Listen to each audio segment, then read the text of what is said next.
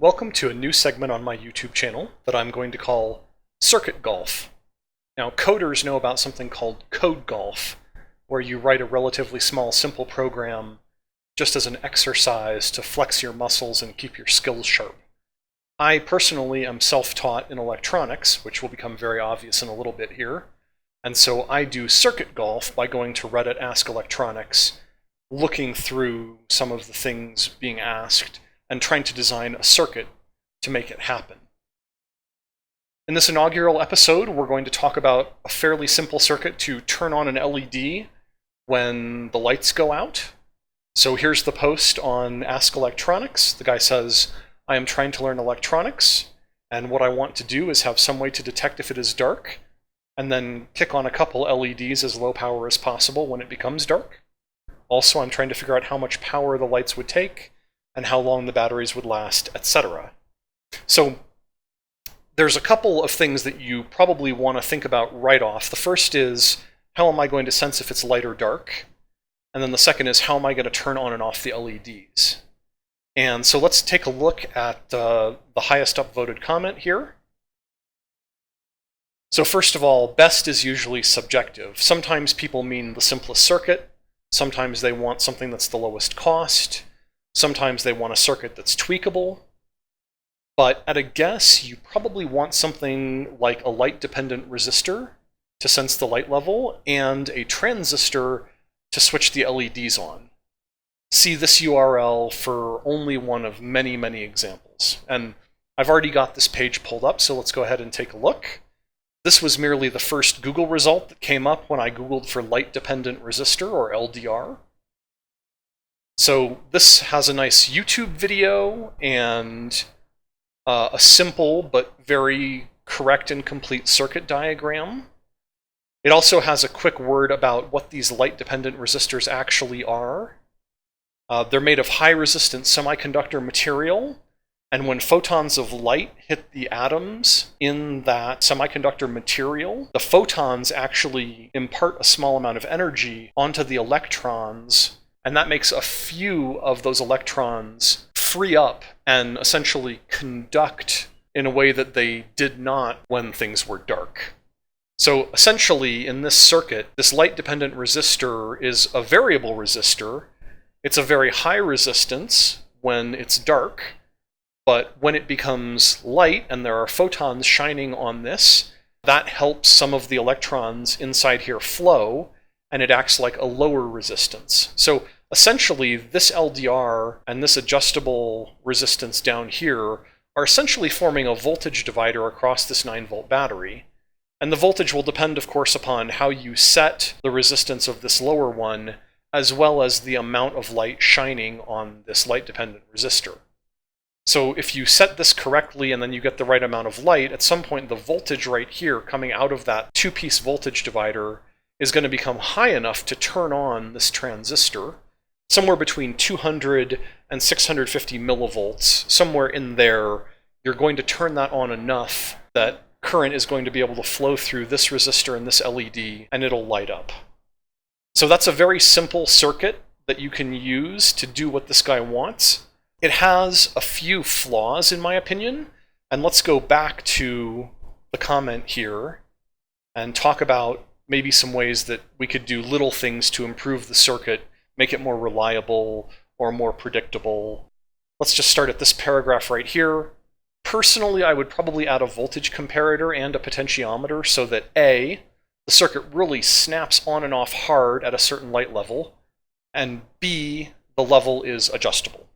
This would also allow a MOSFET to be used to switch the LEDs on and off, because the output from the comparator is both strong enough and fast enough to drive a MOSFET's gate, while the output from a simple LDR voltage divider probably isn't really strong enough to drive a MOSFET gate in any real practical sense of the word drive.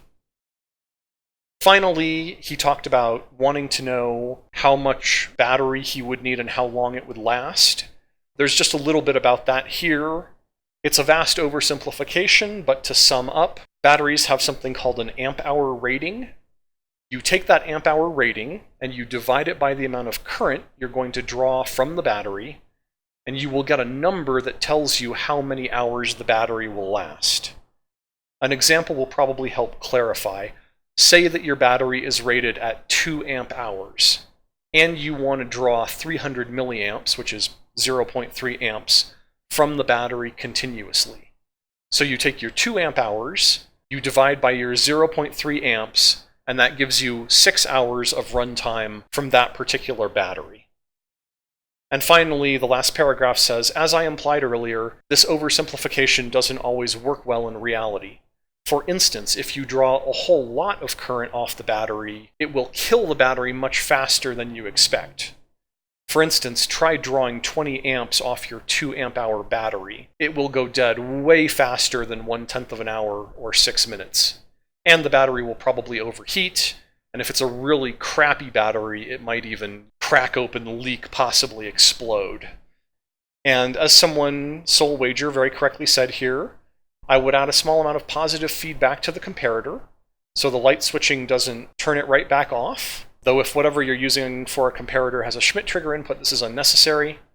He is absolutely right. A little bit of positive feedback on your comparators is fantastic. Now, before we actually go over and fire up LTSpice and do a proper circuit diagram and simulation, I want to talk a little bit about what kind of comparator you might actually want to select here. The original poster mentioned that probably he wants to run this off batteries. So it's possible that a micro power comparator would be a good thing, so it will draw very little current off the batteries when the LEDs are off. That will make the batteries last longer when the LEDs are not on. Of course, when the LEDs are on, it's going to be drawing a lot of current off the battery no matter what, so it doesn't matter so much in that case, but presuming that this thing will spend most of its time with the LEDs off, it would be nice to minimize the sort of idle draw on the battery. So I'm going to go ahead and use this linear technology LT1017 micro power comparator. So just give me a minute to get LTSpice up, and we will get into the simulation of the circuit. Okay, here we are in LTSpice, and I'm sorry to have to hide the right-hand part of the circuit for you. For those of you who are impatient, here is a quick view of it. Go ahead and pause the video here if you really want to skip ahead. But the rest of us, we're just going to spend a couple minutes talking about light-dependent resistors and how to simulate them. So here is our light-dependent resistor hooked up to our battery. And here is the other half of the resistive voltage divider. And here's a little VLDR test point where we can probe the voltage, see what voltage is coming out of this LDR voltage divider. I wanted to try and simulate the light-dependent resistor with reasonable accuracy, and that meant that I had to simulate something called a behavioral resistance. So let me tell you what a behavioral resistance is in LTSpice. There's a lot of different ways to simulate a changing resistor, and this method is by far the most popular one, using a .step command to actually change a parameter, in this case R, as the time of the simulation moves along.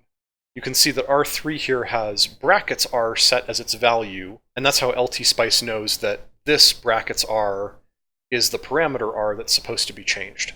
I'm not going to make my LDR change its resistance that way.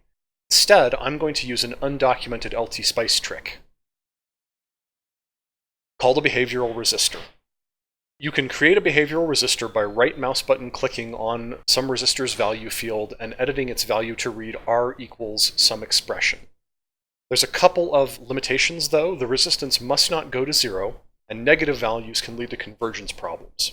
So it's advisable to restrict the values to a meaningful range. Here they're doing it with a limit command, where they're limiting between 1 ohm and 100 k ohms. I'm not going to do it that way. I'm going to do it a different way, and let's go look at how I did it. So here's my formula for the light-dependent resistor. My formula is the resistance is equal to 100 k ohms minus 80 k ohms times the sine of the current simulation time times pi. And for reference, just so you can get a visual, the actual resistance turns out to be this red line here, which starts out at 100 k ohms, dips down to a minimum value at half a second. This minimum value is 20K. You'll just have to eyeball that.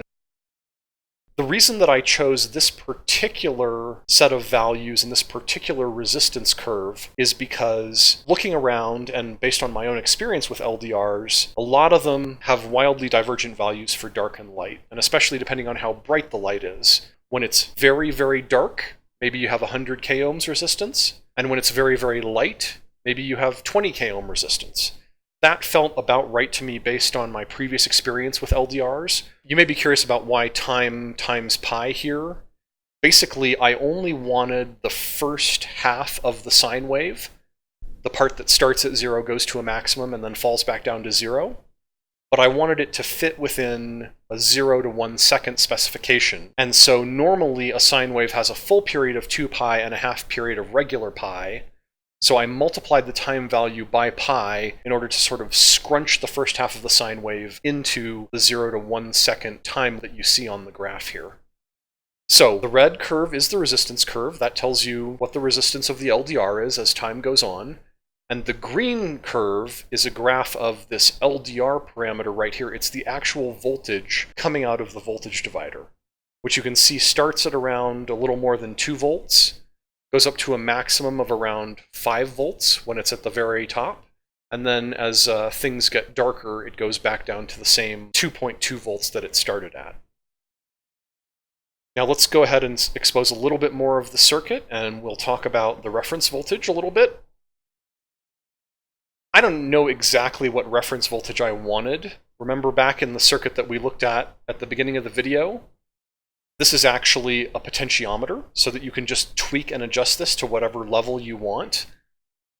I had to pick an arbitrary level, so what I did was I set this up so that it's at about 2.9 volts initially. So I set this up as if it were, an actual potentiometer that had been tweaked with a screwdriver so that Vref is about 2.9 volts, plus or minus some hysteresis that we'll talk about a little bit later. The LDR voltage and the Vref voltage both get fed into the comparator.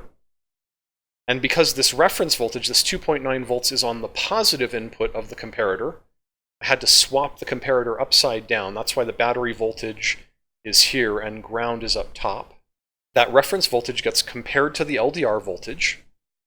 And at some point, when the reference voltage becomes equal or goes slightly over comparator voltage, then the output of the comparator flips. And we can finally show you the whole rest of the circuit here. Vcomp is the output voltage of the comparator. And Vcomp is used to drive the gate of this N-channel MOSFET. The N-channel MOSFET basically acts like a switch. It's either on and it allows electricity to flow, or it's off and it doesn't. And that would allow the battery voltage to flow through this resistor, a current limiting resistor, because you almost always need one of those when you're hooking up LEDs. Then the electricity flows through, 2 or 3 LEDs. I wasn't entirely sure how the original poster wanted to set up his circuit. And that allows those LEDs to either light up or not, depending on whether or not the MOSFET is allowing electricity to flow. Now, there's only one more tricky bit of this circuit, and that is R4, this 470K resistor. R4 causes something called hysteresis. A hysteresis is essentially, the strict definition is that hysteresis means that the current state of the system depends on its previous state. So it's almost like it's a form of memory or remembering what you used to be. But in the case of comparators, it's used for a very specific purpose, and that purpose is to prevent oscillation. So here is a great page from Analog Devices called Curing Comparator Instability with Hysteresis. Now, a comparator is pretty sensitive to its input voltage, and if the input signal is noisy, then the comparator's output can bounce back and forth incredibly quickly. Depending on your comparator, could be in 10 nanoseconds it makes this bounce when the input signal is noisy. You can do things like low-pass filtering the input, other stuff like that, but in practice, probably don't want to slow down the comparator by low-pass filtering its inputs. And so you implement something called hysteresis. Hysteresis is essentially, in the case of comparators, a voltage deadband, where inside this little square here, you have to move all the way to a higher threshold than you would expect, and then once you're there, once you're at that high threshold, you have to move below the voltage that you would expect in order to kick things back down. The overall effect is you essentially eliminate this nasty bouncing at the edges. So here, we're in a single supply situation right now. We only have a battery voltage and a ground. And that means that we can't use the simpler hysteresis in this first diagram. We actually have to go down here and use the single supply inverting hysteresis because our input voltage is coming into the negative input of our comparator. And we're in a single supply situation. So these equations right here are the ones that govern what we have to do. And this is the kind of circuit that we have to use, although we actually don't need the pull-up, because in our case, our comparator can both drive the input both high and low. I'm going to confess something to you here. I didn't go through all the math for all these. When I add hysteresis to a circuit, I actually do it by feel. I told you I'm a self-taught electronics guy. I'm not as precise as I should be about some things. When I put in this hysteresis resistor, I just whacked in a 1 meg resistor, and then I ran the simulation to see how much hysteresis it got me. Turned out it got me about 15 millivolts, which I thought, yeah, I'd like a little bit more. So I approximately have that 1 meg to a 470, and now there's about 30 millivolts of hysteresis. Let me actually show you on the circuit simulation graph what that looks like. This cyan line is our Vref. And the way this hysteresis works is that it feeds some of the comparator output back into the reference voltage right here at this node. The upshot is that the reference voltage actually changes depending upon the output voltage of the comparator. We can actually see this effect in this little part of the graph here. So you can see that this cyan line starts out being, what is that, about 3.05 volts? Why don't I put the cursors on it? We can measure it exactly. So before the transition, we're at about 3.06 volts. And then after the transition, we're at 2.8 volts, very approximately. There's actually about 20 millivolts of hysteresis in there, and Vref actually changes by about 20 millivolts when the circuit snaps on. And the same thing happens over here. When the circuit snaps back off and turns the LEDs back off, Vref, which was down here at 2.8 volts, pops back up to the 3.05 volts that it was.